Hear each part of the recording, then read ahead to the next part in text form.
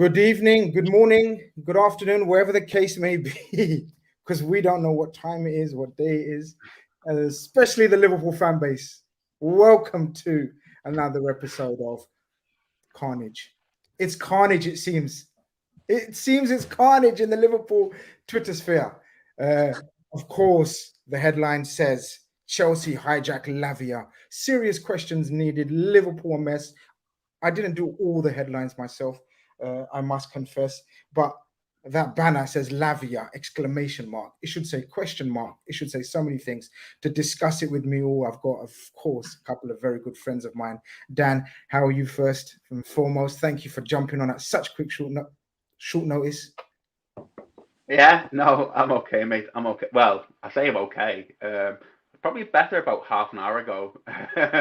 I'm worse now just because the worst fears potentially are coming true. It's very sad. It's very sad, but you know what I mean. We move, don't we? We keep going. Well, we have no choice but to. We have no choice but to. And an amazing thank you for Ben Jacobs to join us again. Ben is actually out walking the dog, so he can't actually put his camera on, or technology won't allow him to. But it's still amazing to have him via audio. Ben, hope you're doing very well. Yeah, good to be here. I think some would say it's an improvement to be off camera compared to on camera. So this might be the best show we've ever done. We wouldn't say that. This is we had to be done.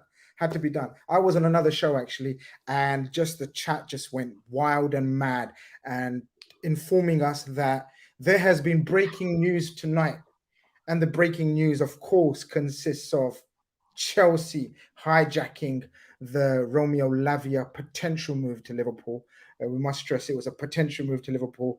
Ben, we're going to obviously come to you first and give us whatever you know, whatever you think, and then we take it from there.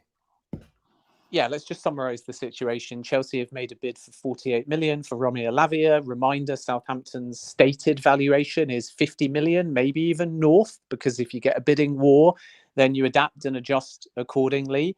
Coyness from all sides in terms of a response. The bid went in at some point this evening, so it would be normal, therefore, to sleep on it and go from there.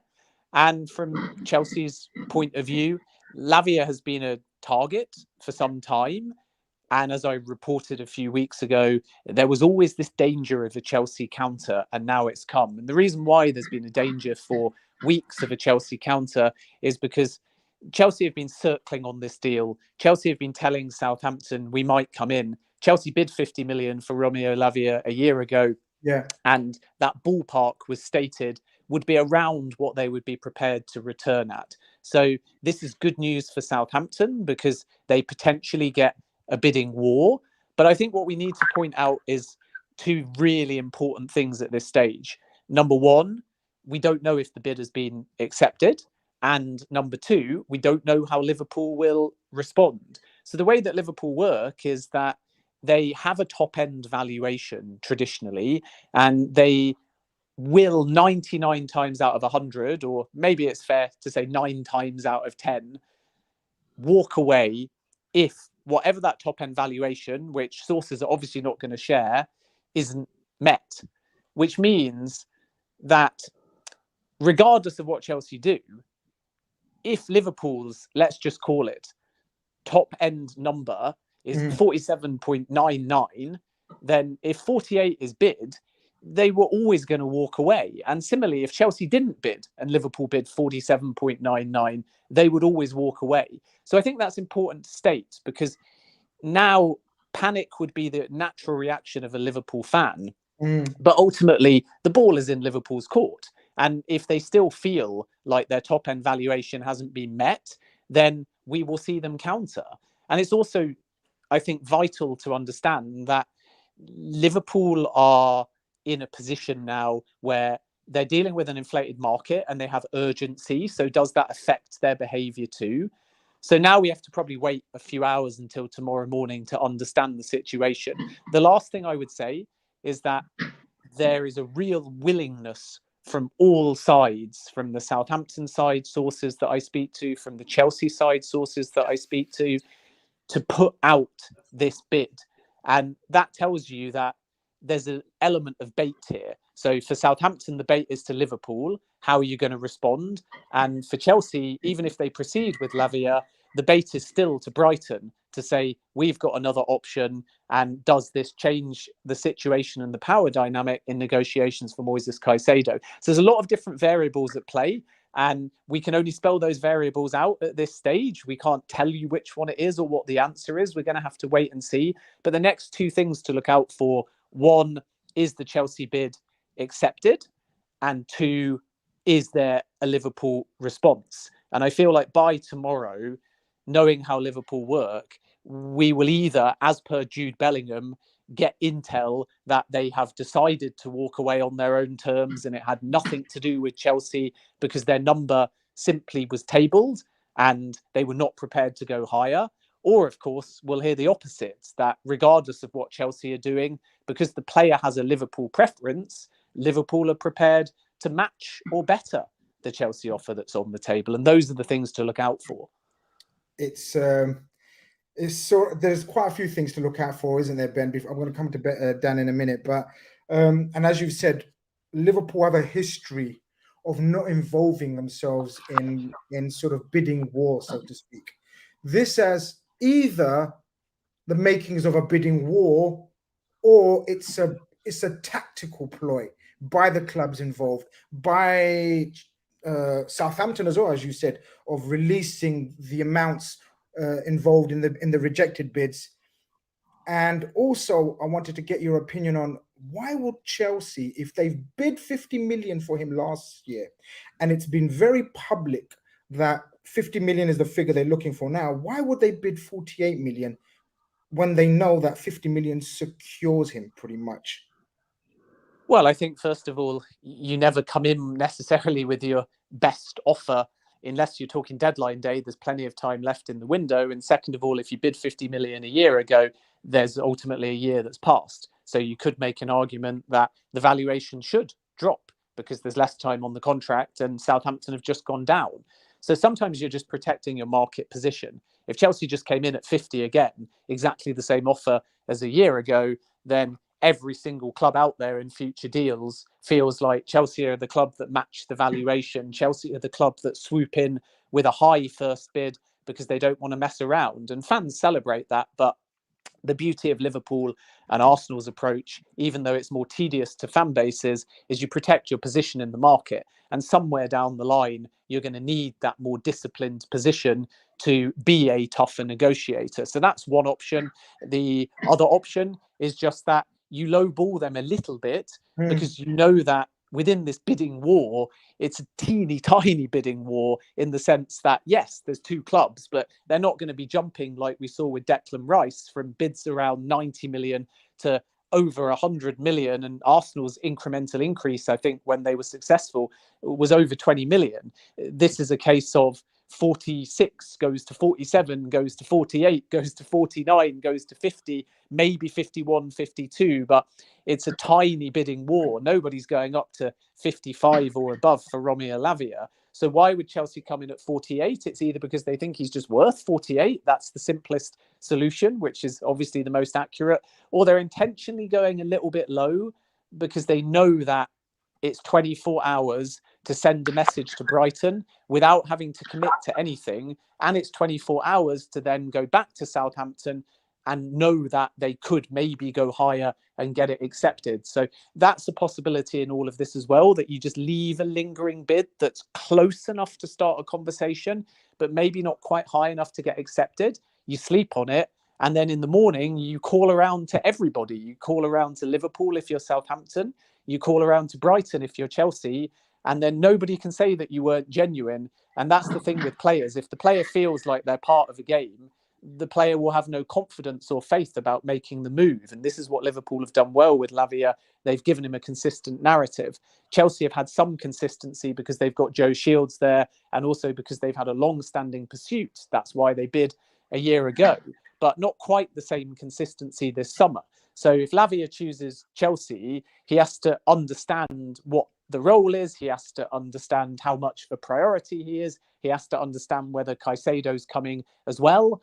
And these are all questions that the player maybe hasn't yet had the opportunity to ask. So I think that Chelsea are quite smart here, because if they succeed at 48, they feel like they've got it under the 50 million valuation. It protects them in the market. And if they don't succeed at 48, they're still quite close, which means that the option remains on the table. And whilst that option remains on the table, they can either pursue that option or they can use that option as leverage. I know you must go, and I just wanted to ask you your opinion on the last point that a couple of people are making, and they're asking about Lavia in terms of the player himself. We pretty much know, and I think it was sort of confirmed by a few journalists, and I think, and correct me if I'm wrong, you being one of them, that Lavia's preference, and we thought until tonight, was Liverpool, and he had spoken to Klopp, and he had made that very evident.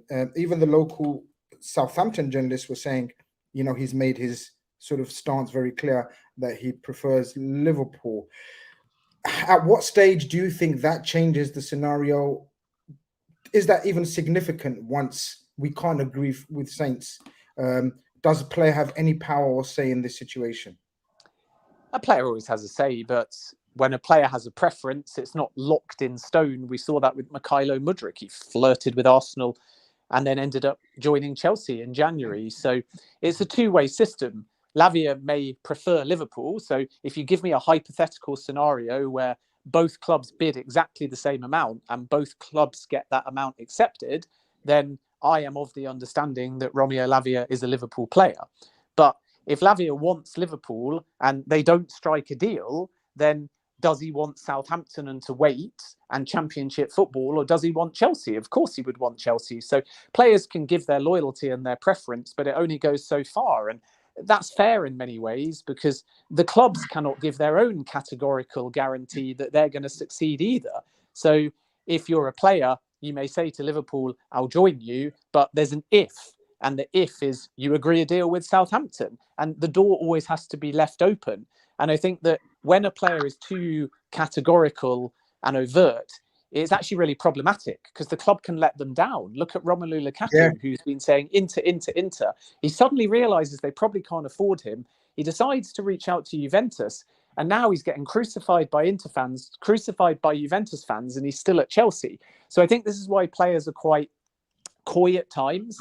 So does it mean anything that Lavia's, in inverted commas, preference is Liverpool? Well, yes, if Liverpool agree a deal, or if both clubs agree a deal, it's highly significant. But the Chelsea tactic is basically to say, what if we bulldoze in, disrupt the deal, put the player out of your price point? Then he's only got one option, which is join Chelsea or stay at Southampton. And should that scenario materialize, I don't think you can blame if Liverpool are the ones that do choose to walk away. I don't think you can change the player for changing his preference, if you like. That is ultimately just football. Dan, is there anything you wanted to ask Ben before we thank him for joining us? I mean, so many questions swirling around probably, and so many points that the chat's making. Is there anything that you wanted to ask specifically? Probably a couple of things. That the first one I don't think is like an actual serious question in terms of if the answer was yes, that it's a little bit small-minded. But that would be, do you think there's any type of potential mind games or disruption going on Chelsea's side, because we are playing them on Sunday, which is the first game of the season, and we don't have a defensive midfielder, so. I mean, it'd be very clever on their side to make a bid, which is 1 or 2 million more than our last bid, just to kind of disrupt the apple cart, because then you're prolonging the whole saga and making sure that he can't even be part of the squad for that game. I doubt it would be anyway, but like from a mind point of view, I don't think that's the case, but I think that might be a potential valid question.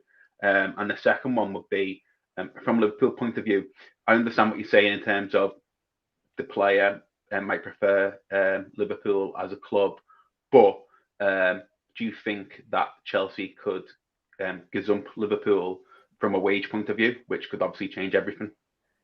The package will be different at Chelsea. So first and foremost, he's coming in a non-Champions League season, which means the wages will be reduced and then bumped up if they make Champions League football back to a so-called norm but everyone at Chelsea is bonus driven, incentive driven, and the wage bill's going down. So it's hard to really tell what the like-for-like offers would be.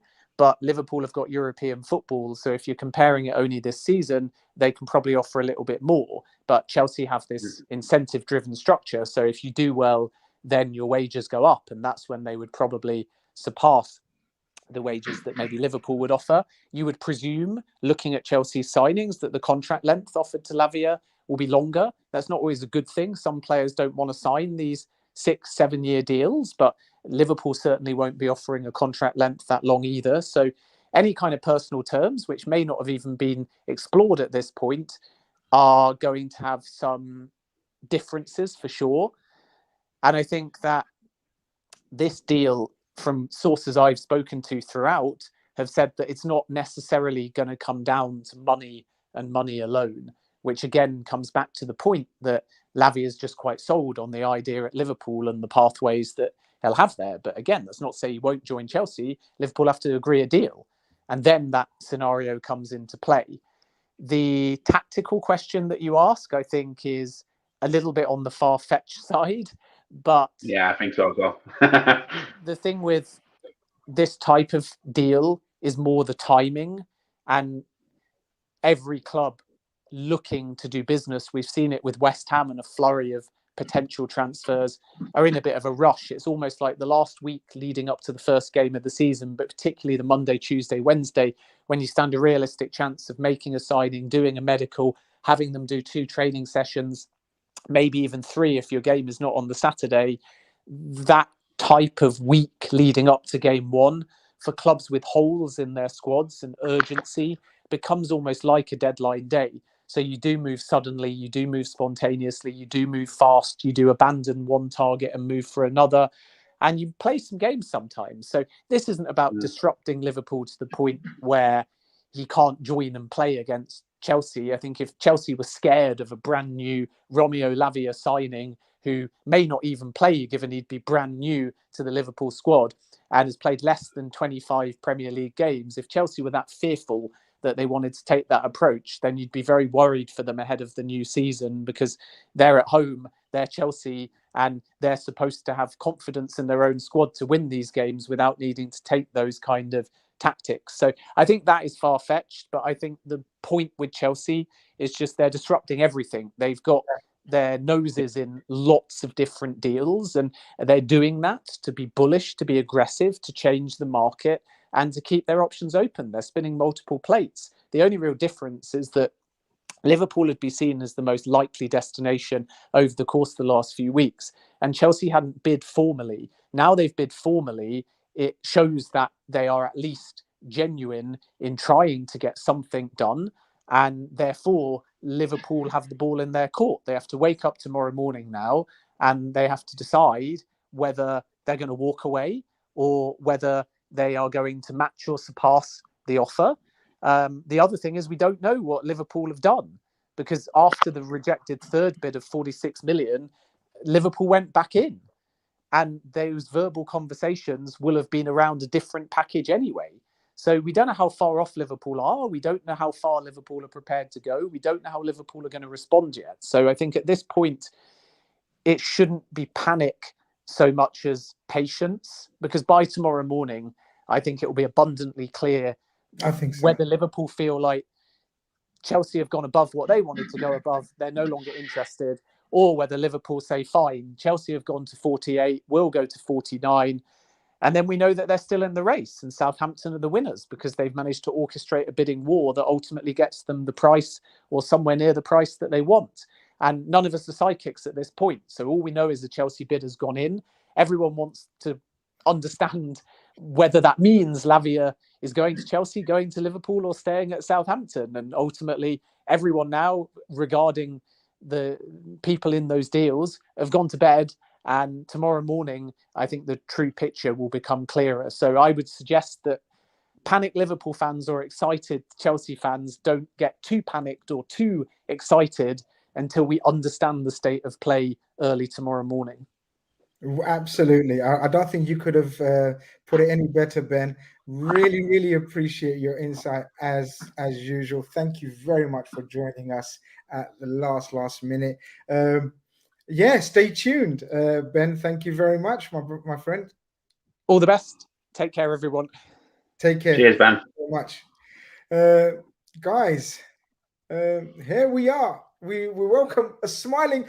I have no idea why you have anything to smile about. Like, what kind of smile is that? Is that a smile that says, "Oh, fuck it, it's life," or are you smiling that you know something that we may not? Explain that smile. Or are you smiling reading the comments that are absolutely bombarding me, FSG, Liverpool, associated channels, friends, everyone? Why are you smiling, Omar? I'm smiling because if we don't laugh at this, we're gonna cry, Grizz.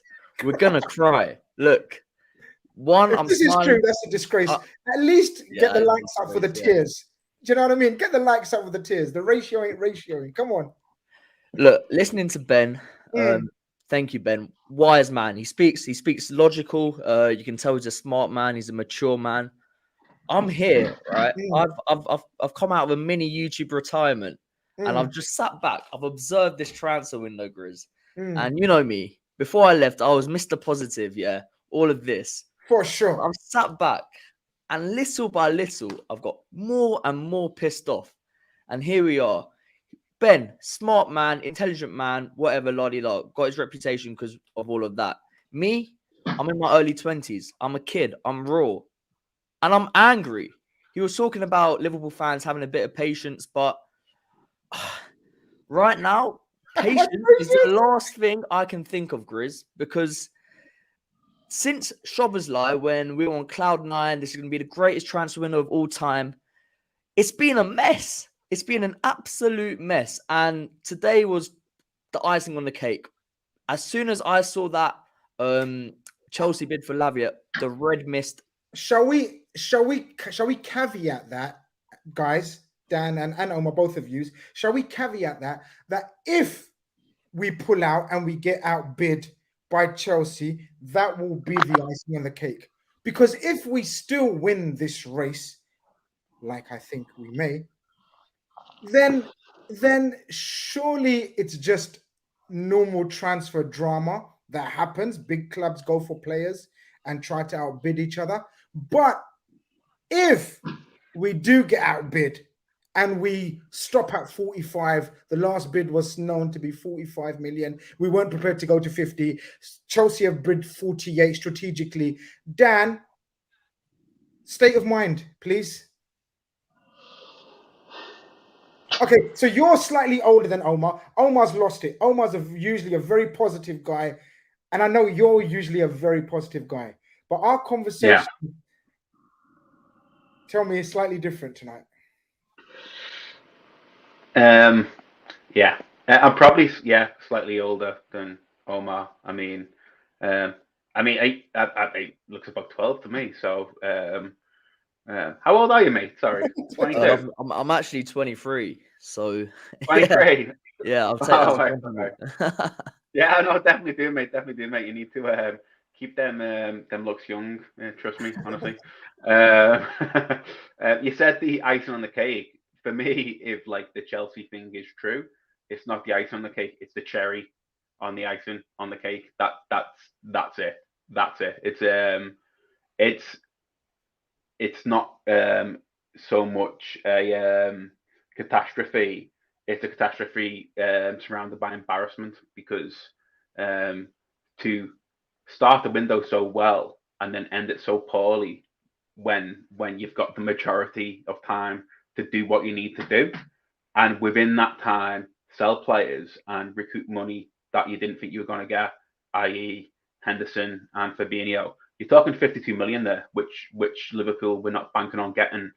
And as I know and you know, Grizz, the Lavia thing was going on before that was even a potential thought in anyone's mind. So we were thinking about Lavia then as kind of an understudy to Fabinho. Yeah. So for those events to fall the way they have is so confusing. even in my mind right now, it doesn't make any sense. I can't work it out. And you heard all that stuff about Colwell as well in the background, thinking about him. And apparently Liverpool are thinking about making a massive bid for Colwell if he wants to leave Chelsea. Where's that money? Like it doesn't make any sense. It's really bizarre to me. It's really strange to understand. And I personally keep going back to old articles, kind of March, April, May time at the latest, from reputable journalists saying, they keep saying war chest, war chest, war chest, biggest rebuild in X amount of years, biggest rebuild since biggest rebuild since after we lost in 17-18, and then we got Fabinho on the back of it, and then we got Alisson in, and blah blah blah. We got Van Dijk earlier on, then Keith came in. I kept hearing that, and I maybe naively believed that was actually the case, and that's what we were going to do. And it's not that was the window. Do you know what it is, Dan? It's not a case of believing it. I believed in it because it was apparent that it needed to be done. The situation was there. Our midfield was finished. There was no legs. We knew the 4 players that are out of contract that are going. And then, of course, the bombshell of the Henderson and Fabinho. It was more of a needs must. It was not a matter of believing it. It was a matter of we have to rebuild. There's no, we can't let 6 midfielders go and not bringing anyone in. So we bring in the 2 to start off with. And as Ohm says, happy days. Szoboszlai signing seems like a light years away ago. But Ohms, as Ben says, there's not a lot we can say or do right now apart from go to sleep. And I think by tomorrow, I don't know, by the time we wake up tomorrow, I think everyone involved in the discussions and the deals will know where we stand. Because if we do pull away now, Omar, I don't know where we go in terms of saving face or grace. The problem for me is, even if it does go through, I will still have a problem with this in terms of we've dilly and dallied far too long around it. When the issue, especially if we end up paying the original the fee that was exactly like going up from 42 to 44, 46, whatever. Like it's almost like when Arsenal bid 40 million and a pound for Suarez. It's actually a disgrace. The solution is there. We need reinforcements in midfield. We have no one senior in that midfield, considering we've got 2 new guys and a bunch of kids and a broken Thiago. We need solutions. We need ideally 2 midfielders. We need a defender. We know where the problems are. And for me, the worrying thing is you're now seeing maybe Klopp and Van Dijk not saying it out there, but that you can tell they want players in. The players must be talking to each other saying, yeah, we need players in, because right now it's thin. Everyone can see it. Like this sort of schmuckter flirting he's doing with Southampton, with one vape in one hand, phone in the other. He's looking like me on a night out talking to a girl. He's flirting with them. We know what they want. Give it to them. Do you know what I mean? Give it to them or don't and move on. I mean, this is the drama. A couple of super chats before we continue giving our opinions. People in the chat, I know you're here to abuse and troll. And oh, by the way, guys, if other channels or other content creators or whatever you want to call them are having a go at me and talking ill of me, you guys know me. It doesn't matter. You don't need to tell me. Each to their own. If people are like that, let them carry on. But I appreciate you telling me. It doesn't really bother me. I don't really care. TLFC sends in a super chat. He says, what happened to the fun in football? All of this negativity is making it impossible to be excited for Sunday. Obviously, FSG need to sell if they can't adapt. I think every man believes and agrees. Every man, woman believes that if they can't adapt, we'd rather not let them drag us down to mediocrity again, where they found us. They bought us when we were mediocre. For God's sake, please don't leave us when we're mediocre again. Right, Dan? That's the least we can ask of the owners. Yeah, I mean, I think there's a big problem in terms of the ownership, which is that we were massively successful due to many reasons, and a large part of that is because of them. But I don't think their goal is for Liverpool to be successful on the field. I think their goal is for Liverpool to be successful off the field. That's all. You know what I mean? That's all. That's all they care about, really. Is it's just about profit and business and maximizing revenues on their side. So I don't think that matters. If we're successful on the field, great, but that's not what they're in it for. And that's the bottom line. That's you know what I mean? That's what they're in for. There's not, like, everyone says FSG, John Henry, but there's a lot of people involved in FSG, and I imagine there's a lot of them that don't even know where Liverpool is. So yeah, that says it all. Conroy asks the billion-dollar question: what is the plan if Chelsea get Lavia?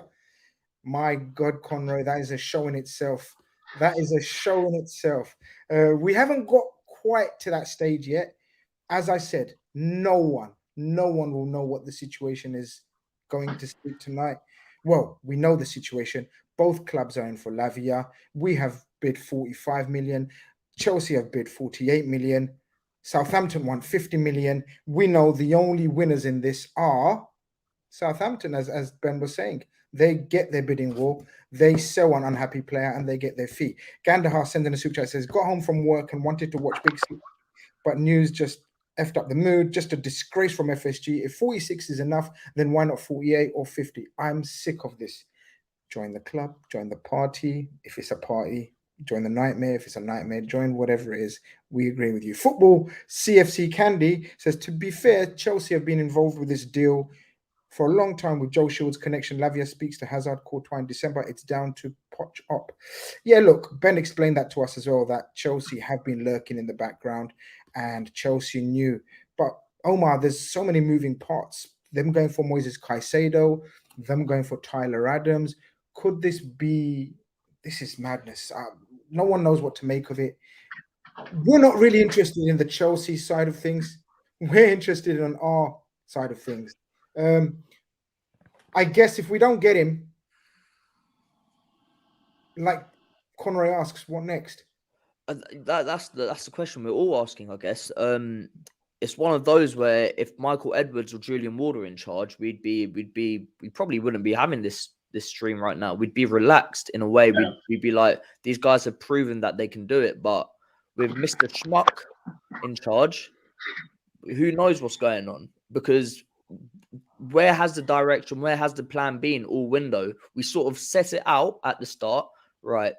McAllister, Szoboszlai in, but we knew Henderson and Fabinho wanted out for God knows how long. We wanted Lavia when those who were still at the club, but that's the job. You have to be able to be flexible. You have to be able to adapt. You have to have backups. You have to think about every sort of situation. And we've sort of, these last 2 weeks, just like I say, dilly and dallied, and now we're here on the eve of the Premier League season, an absolute mess. And now are we really going to have to rely on Chelsea to force our hand? Because it just makes us as a club look disjointed and bad. And they can't even hide it because everyone can see it. Not just Liverpool fans, all fans can see it. So that is the $1 million question. Like, I could not tell you where to go from here, but what I would want is if Chelsea get Lavia, we've got an extra 52 million out for Fabinho and Henderson, which we didn't think we'd have.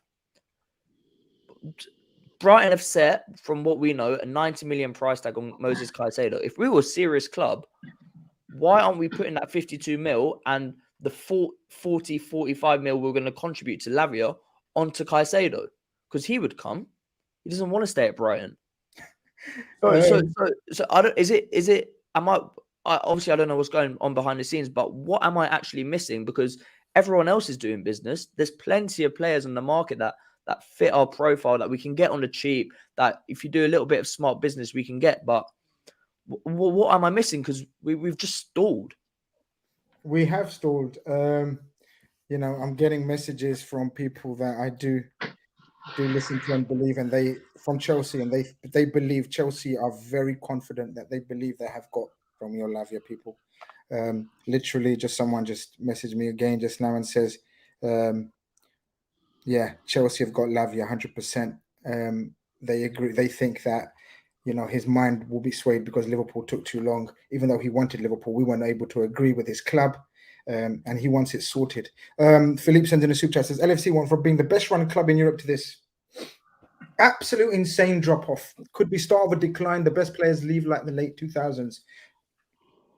Dan, I'm in agreement with this, and I've often said it on my platform as well. We have become one of the worst run clubs in the Premier League in terms of the drop off in our standards. Of course, we're not run like sort of the worst clubs. We know the commercial side of things and the stand and everything else behind it. But in terms of our progression and team progression and succession planning, and last couple of years, 3 sporting directors, still no permanent sporting director. I wouldn't argue with anything that Super Chat said. No, I wouldn't either. One thing that really confuses me, and I still can't get my head around this, is I know we're not in the Champions League this year, but we have been for the last, 5 years? 17, 18, so the last 5 years we've been in the Champions League. Oh, no, it's 5 or 6.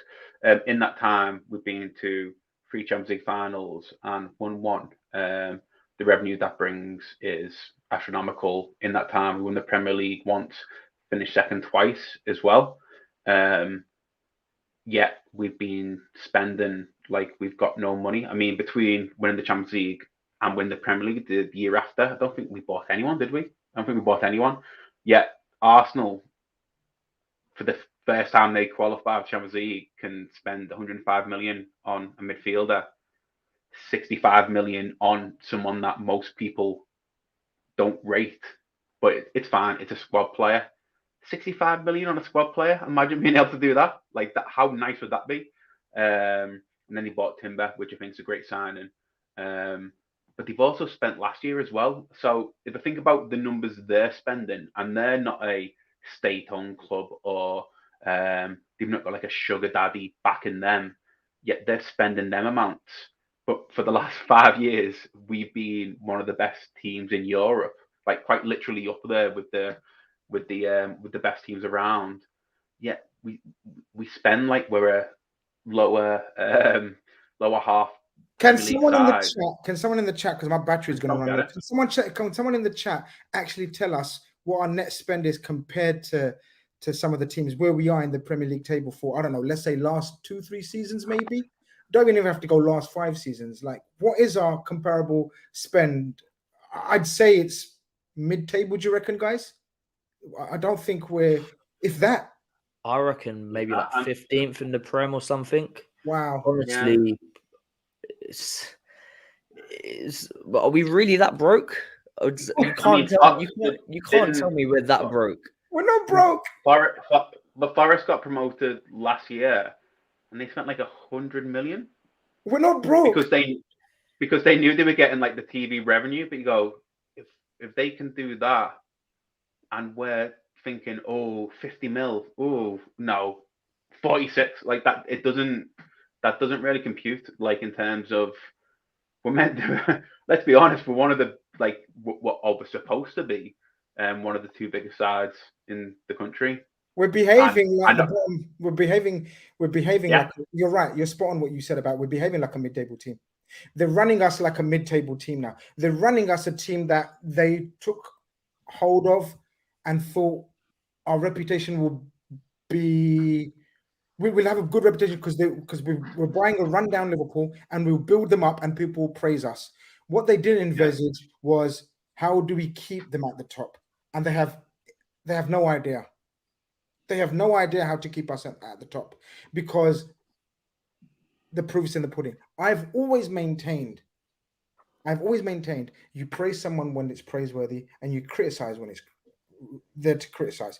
I've praised them for the effort and work and they've done behind the scenes and raising our profile and everything else. But I've said it for the last year and a half or so.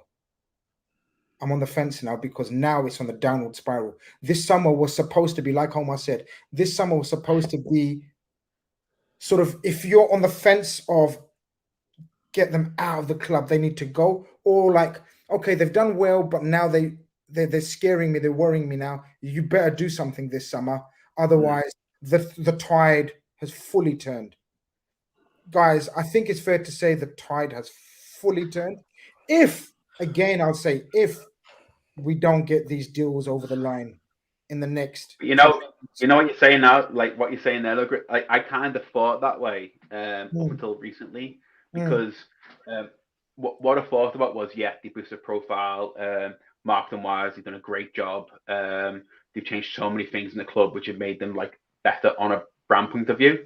However, if you actually take that into account, what that is doing is making the value of the club bigger. So if they've made the club from, I'm just plucking fingers from the air, like a 2 billion value club to a 3 billion value club, whatever, then surely if you've just done that, isn't that within your right at the same time to put some money back in, because you're going to get it on the back end plus more. Same with the stands. They've done obviously a great job in terms of renovating now the Anfield Road stand, but also as well, of course, the main stand. And that's really great because they give us loans with, we don't have to pay anything back on it, just we pay back what they give us. However, at the same time, that's going to make the value of the club a lot bigger. Like when they sell the club, they're going to get more money because them stands are bigger and the capacity is bigger and the gate intake is a lot bigger. So by doing that, they're going to make a lot of money. Should they not then themselves put some money back into the club?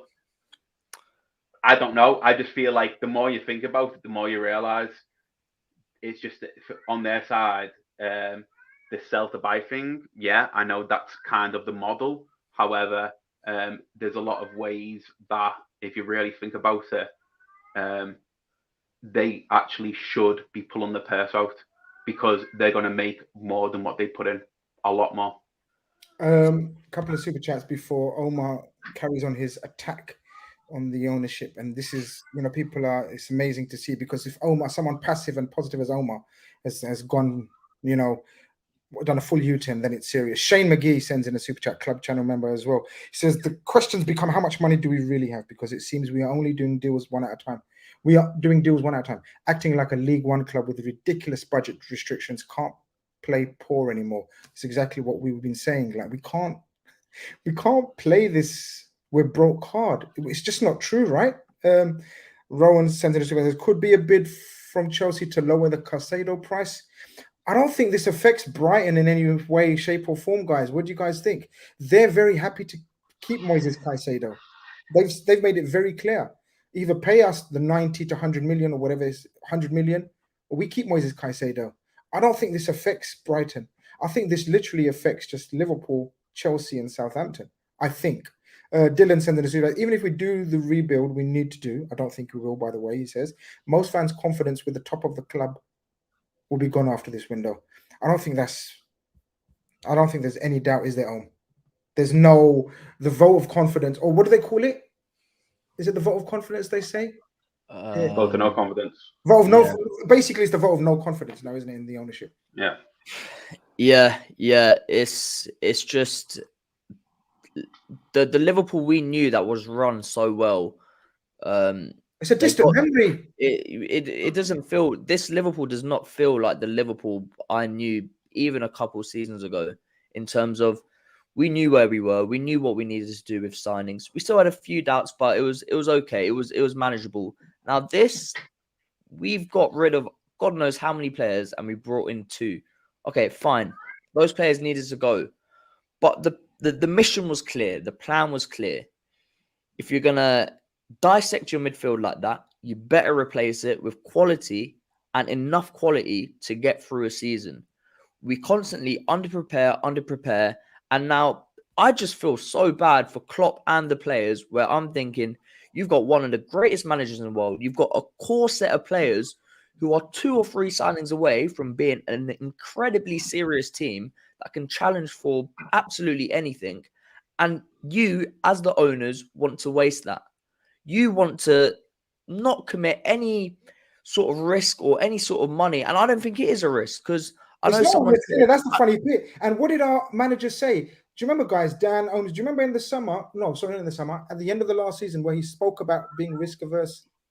And sometimes what did he say? Something like, I wish we would take some more risks sometimes, or something like that. Yeah. But I remember him saying that, but like, I'm not a mathematician by any means, but I do know that in the football world, there's such thing as inflation. And just from my basic stupid brain thinking about numbers, say if we would have bought Caicedo and Guardiola and spent like 200 million on them two, pretty sure at their age, because they're both very, very young, in 5 years' time, they're going to be worth 300 million. And probably in that time, if we would have bought them two players, I'm pretty sure I'd make us maybe not favourites, but at least right up there challenging for the league with them two players, other than what we got. So then in 5 years' time, as a club, we're a lot more successful. We're winning trophies, and we got two assets, which would still be very young, yet worth a lot more than what we paid for. I mean, I don't know. Like I said, I'm not a mathematician, but in my head, I really that just seems to make sense to me. But I guess it doesn't. Read out this message as well. I need to take this call. So read out. Total net spend: Chelsea 730 million, United 610, Arsenal 560, Spurs 400, City 320. Look at us, 235. Spurs have built a whole new stadium and have spent 170 million euros. I don't know why. No, you've done it in euros, but you've done it in euros more than Liverpool. These are the teams we're meant to be competing with, guys. And it's at that stage now where if this mess is not sorted out, for me, it's done. These owners they've got to go, or something has to happen drastically, because you can see Klopp. You can see Klopp on the edge. You can see angst around the whole club, and this isn't the Liverpool we knew. This wasn't the Liverpool that was hitting 100 points in the league, going to Champions League finals, winning everything. And it's not like, oh, let's just wait and see what happens in the season. If you fail to prepare, you prepare to fail, whatever that saying is. But you know what I mean? Like, yeah. I'm like, how are Arsenal spending 200 million more in that table? Like, there's no. I understand. Bring it back up. I didn't see it properly. I was just reading the comments where people are saying, look, Cucurella's telling me Grizz is an FSG apologist. Like, what the fuck do I get out of being an FSG apologist? I don't even get it. Oh, shut up, Matisse. Matisse is in the chat as well. Go away, man. You've already ruined my night, potentially. It ain't over. It ain't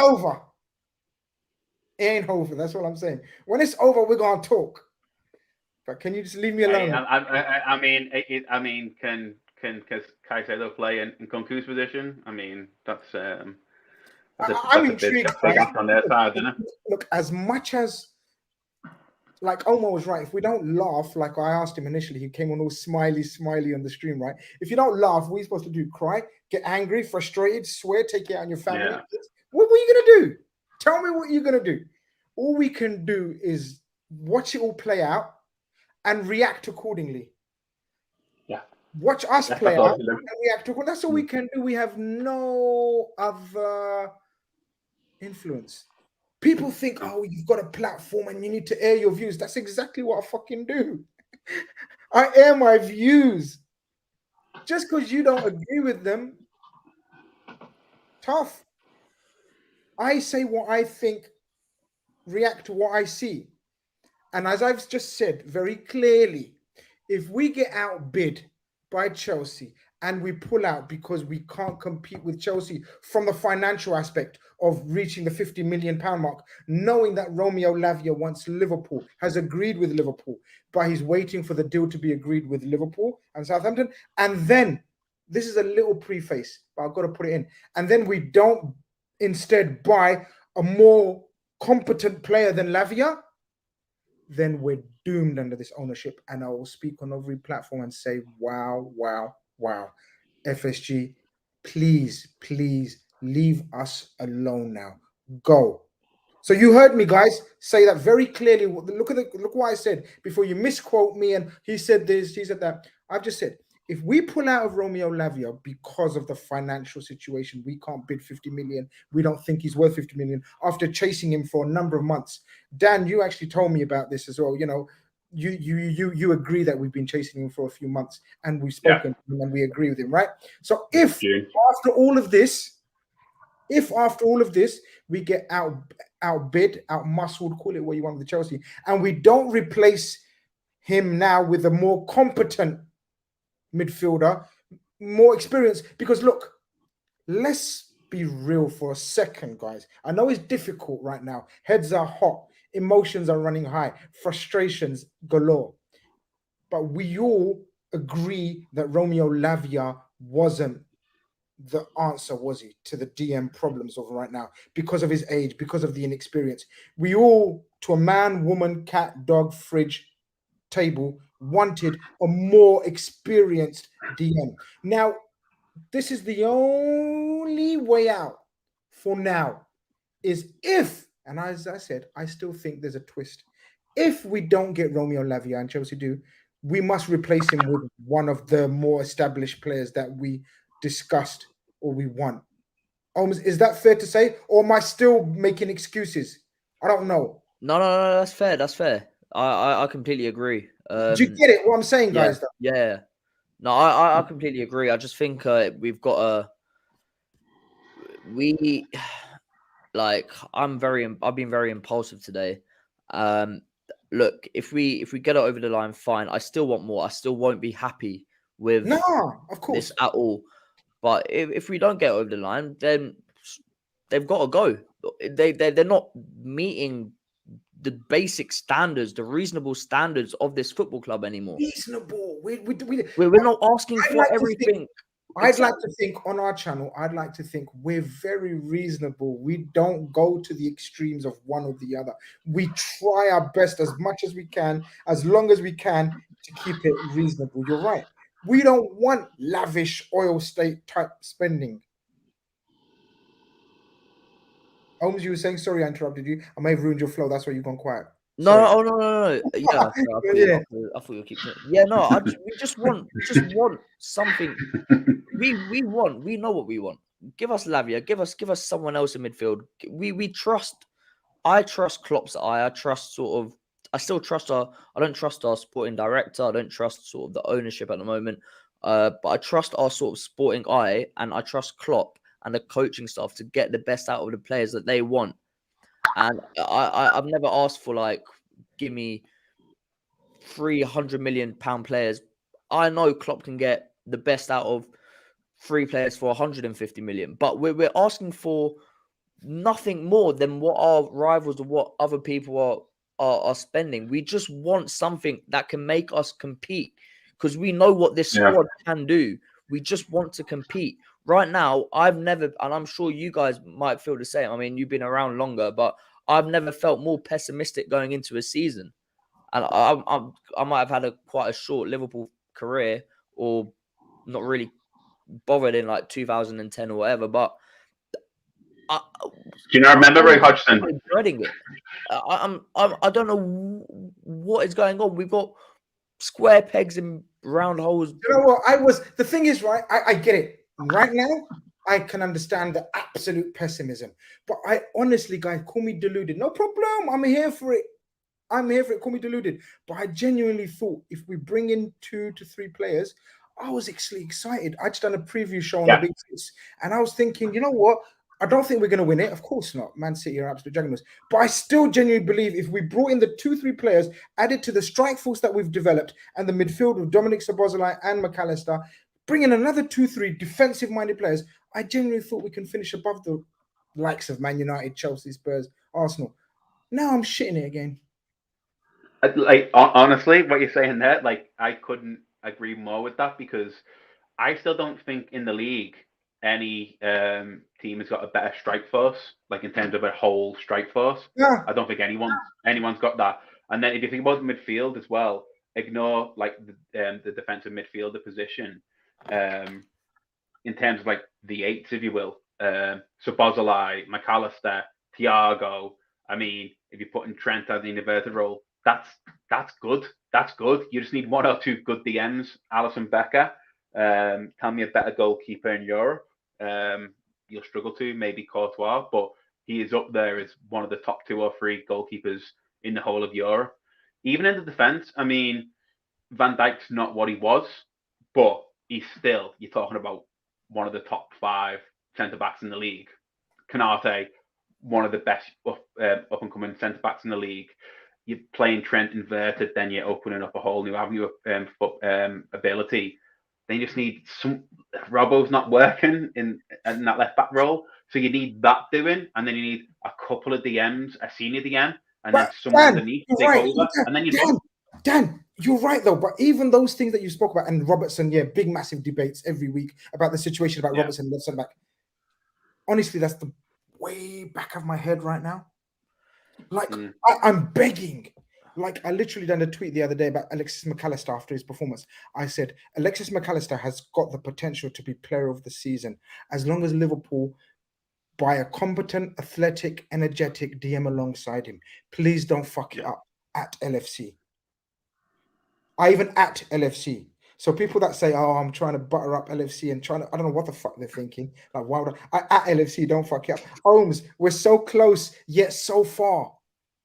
Yeah, it's happened in the last year now. It was since the beginning of last season now. From being the most proactive team in England, perhaps Europe, we're now the most reactive in terms of what we do with I don't even know if we're going to react. This is a chance. Are we going to even react to this? That's what I'm thinking. We're not even reacting. We're not even doing anything. We froze there. We've just frozen since Szoboszlai. We've frozen. We had so much time to sort our issues out, and I'll keep saying it. We know what it is. 2 midfielders, a defender. Let's get it sorted. Let's give this team the best chance to succeed. Get those defensive-minded players in. Just provide some support to this team, because with this squad right now, even the most deluded or most optimistic fan is thinking we're screwed. You know what I mean? So if they're thinking that, there is an issue. And Klopp is out there sending messages, subliminal messages, whatever. I'm so intrigued if this doesn't.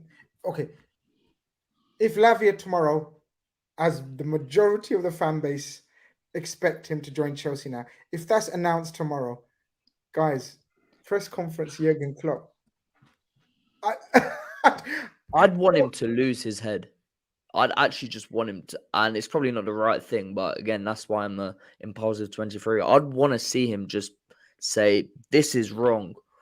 Because he's not silly, right? People always come back to this. Klopp's a bit of a joker, la-di-da, a bit of a dopey guy. He's one of the most serious football managers in the world. Yeah. And he knows what he wants. He knows what can make this squad Premier League winners, can make it winning the Champions League, can make it winning trophy after trophy. So I have no doubt that Jurgen Klopp has given a directive. This is what we want, because he wanted Lavia. And I think I had a guy called Rami in the chat earlier saying, "Oh, we wanted Lavia after Fabinho and Henderson." We wanted Lavia to be Fabinho's understudy. We wanted him there. We wanted that sort of progression line, that sort of changing of the guard. And now we're here just sort of with nothing. And Jurgen Klopp knows that, and he wants that. So I want to see him sort of make that stance and make it known, because in a month's time, the season could be turned into a shambles already. In a month? Do you not think though he kind of, after the friendly the other day, like he kind of spoke like that a little bit, and then the day afterwards, Van Dijk as well kind of said the same thing. Van Dijk, who is now the club captain, basically said we need 2 players, defensive minded. The attack's good, defense. So they know. Yeah. And openly speaking about it, that means something. So it's not a case of us on the outside, there's fans looking at it going, oh no, this ain't right, this ain't working, and inside the squad there's a lot of harmony, and they're thinking, oh no, we're just working stuff out. They themselves are saying it, so there's some type of big disconnect somewhere between the squad and who manages the squad and those that are actually making the decisions in terms of signings. There's clearly a big disconnect. This disconnect we've seen slowly and gradually, like, play its rarest ugly head in front of us, right? We've seen the disconnect from people leaving, sporting directors leaving, major people, serious analysts leaving, doctors leaving. We've seen it slowly. Yet, because we love this club, we tried to say, no, this is Liverpool Football Club. This is FSG. They've taken us up. They must know what they're doing. Surely they can see what's going on. Maybe it's temporary. Maybe they can halt it. Right now, we're the opposite of... What's the opposite of a juggernaut, lads? Is there an opposite? We're like a... Do you know what I mean? Like, we're like a... I don't know, like a slab of... What? I don't know. Go on. We're just... we're like a... What's that thing? What's that thing Del Boy drives? Oh, that car? The three-wheeler. Yeah. That's how we're moving at the moment. We're on the verge. Yeah, that three-wheeler. Yeah. Nah, more like a wet paper bag. I don't know what it is. Zuberi, of course, is dying to weigh in. Zuberi, I need to go now, bro. I need to catch some sleep. I need to wake up early, and we need to assess our situation. And you know, we'll come in tomorrow. A slug or not? I'm mugging off. A couple of super chats. Chombai says every FSG fan deserves this. Just to make it clear again, even though I've said it again and again and again and again, I'm not FSG in. And up until today, I wasn't FSG out. I've just been FSG do the right thing. That's all I've ever said. FSG, do the right thing, do the right thing, do the right thing for the betterment of Liverpool Football Club. And if I think they're not doing the right thing for the betterment of Liverpool Football Club, then I will be FSG out. And it looks like right now, as we speak, they're not doing anything that's whatever. I think Grizz, I guess what you're trying, and what I reckon a reasonable sort of perspective is, they had credit in the bank, and that credit has just gone. Yeah. And now it's time to act. Yeah, absolutely. They got nothing. They've got nothing to rely on anymore. No, they haven't. I'm with you, Ongs. Me and you have been quite positive, get accused of all sorts. But if we're saying this, do you know what I mean? It's mad. This season is going to get very ugly, I fear. Jeez, Dan, if we lose on Sunday. Oh, mate, don't even see about that. Like I think Holmes said it very well then. Like, the credits ran out. I mean, we give them an overdraft, but they're hitting the limit right now. I mean, like they're going past the overdraft limit. This is this is just so. You know what really like bothers me is, and I know every football fan must have this, but when you have these frustrations, it's on the football club side, the silence, and it's so frustrating. You're not hearing, like, on FSG side, you don't hear anything. You don't even, like, when's the last time you seen John Henry speak? I don't even know what the dude looks like anymore. Like, is he, you know what I mean? Is he still rocking around with glasses and that weird little? You look like last time I seen him, he was apologising, wasn't he? Well, I think like he was chopping wood or something. He looks younger than he did before, so I reckon he's been in the surgery. That's all. That's where the money is. Yeah. Okay. There it is. We figured it out. Breaking news. He's sleeping in a chamber somewhere. They're expensive, you know. If Chelsea get Romeo Lavia, only way I'll be consoled if we get Caicedo, and that ain't happening. Even if we get two players, this Romeo saga would have a sour taste. The sour taste, 100%. But if we get two competent, aggressive, energetic midfielders, I couldn't give a fuck about Lavia. I only care about Liverpool Football Club. I only care about the progression of our team looking better and stronger, our squad. So that's just my opinion on it. If FSG didn't back Klopp and Klopp did not walk away, then I would be Klopp out for good, because no ambition. Klopp walk away, you will find a job in a second. I mean, that's going to be the massive talking point, isn't it? About how he reacts to sort of not being backed or whatever he says in the press conference will be scrutinized now, won't it? Like how he reacts to what seemed to be non-committal from the owners. My man is in the building. FSG was like a pretty girl in high school and then fell on hard times in college. Now an adult, and they're choosing what? OnlyFans. OnlyFans money. Hard to defend. Oh, don't pretend like you don't know what that means. No, I do. I mean, like, He's a community man. Innocent man. Like innocent what? man, Like what? Innocent man. I didn't know what it meant. See, and you lot knew straight away, wankers. Literally. Guys, we could talk all night. I need to run. I need to get some sleep. It's been can you see I've just done a 2-hour stream with the Big Six lot. Can you imagine the grilling I'm gonna get if Lavia goes to Chelsea? I may have to stop my channel, stop everything. I may have to. All will be revealed in the next couple of days what will happen. Tomorrow, we assess the situation again. We go again. Let's wake up to hopefully Liverpool matching the bid, because I still believe if we match the bid, fourth. Yes, I'm at 90 minutes tomorrow, by the way. Oh, shit. Yes, I'm going to get grilled on there as well. Yep. I'm going to leave it with this, guys. I believe if we wake up tomorrow morning and the money men decide to match the bid of Chelsea, I still believe Romeo Lavia will be a Liverpool player. It's over now to FSG, Klopp and Co. This has been Dan. This has been Omar. We had Ben Jacobs earlier on. Guys, thank you very much for joining me. You guys have been amazing in the chat. Of course, I deserve all the criticism that I've been getting. Don't know why you're killing me, but it is what it is. Thank you very much for joining us on this emergency impromptu stream. Like if you haven't, subscribe if you haven't. You're missing out on great chat, great content. Omar's back from his little band. Dan will be joining us from time to time. He's a very busy man, but whenever he's free, he has promised me he will join us. Thanks, lads. Liverpool Football Club, eh? Take care. Good night. See you guys.